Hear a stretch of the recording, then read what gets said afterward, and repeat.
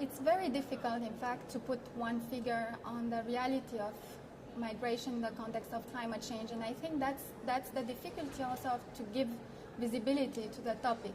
But we speak of many people. We have examples of migrants that are displaced, for instance, by natural disasters.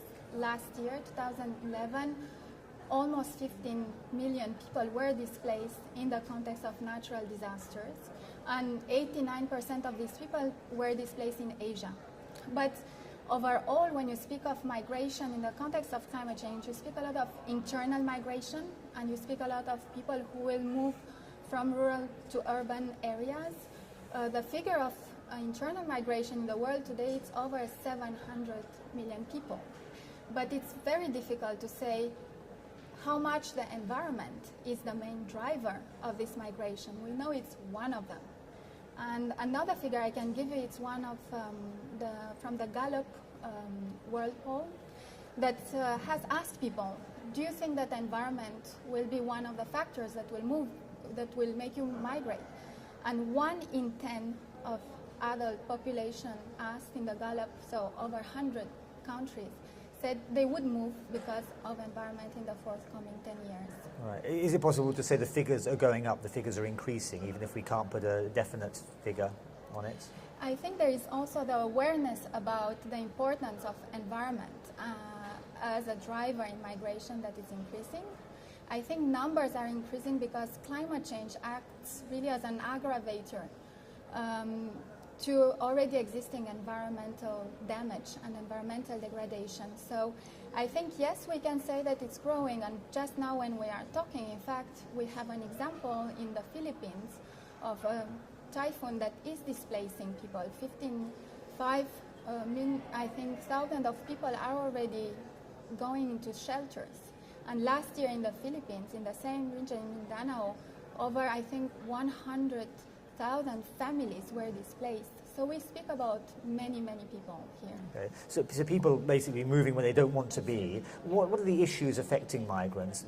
Getting them back to their original homelands? Can some presumably never go back? What are the big issues? I think that's a very important issue because we very often look at migration in the context of climate change just when a catastrophe happens.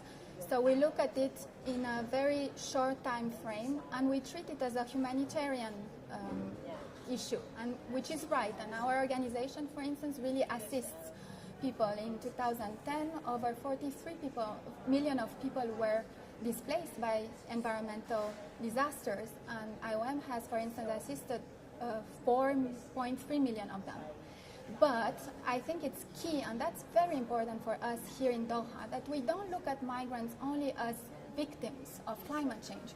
We really want to say that migrants can be the actors of adaptation to climate change, and that we don't have to wait always for migration to be the last resort, to be the failure when nothing else can work. We can plan, we can manage ahead. So in relation to migration managed in the context of climate change, yes, there is an issue of humanitarian assisting population that are affected. But you have to look on a very long term within adaptation planning, within development planning, within poverty reduction planning. That's why also, again, it's a complicated issue because we look, for instance, at specific issues such as planned relocation for some communities that we know that they will have to move. And that's really long-term planning related, for instance, to urban planning. Is that these issues which are being addressed here in Doha at the COP negotiations in general? If so, is it enough? What more do you need? What do you need out of Doha? I think that we are trying here to really keep migration on the negotiation agenda. In Durban, there is one paragraph that deals with specifically with migration, displacement, and planned relocation, paragraph 14F, to which we refer very much. And I think what matters for us now is to see how do you concretely implement this paragraph further.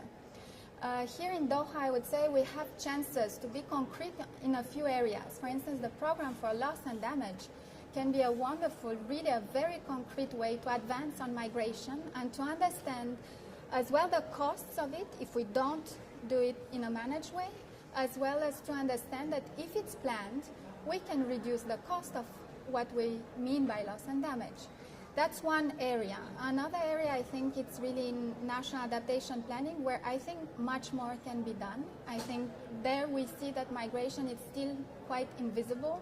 There is a policy gap there. Migration is still not on the agenda here enough. However, it's addressed indirectly also. When we speak of food security, water scarcities, issues of sea level rise, we immediately speak about migration without necessarily putting a word on it. Okay, that's great. Thank you very much.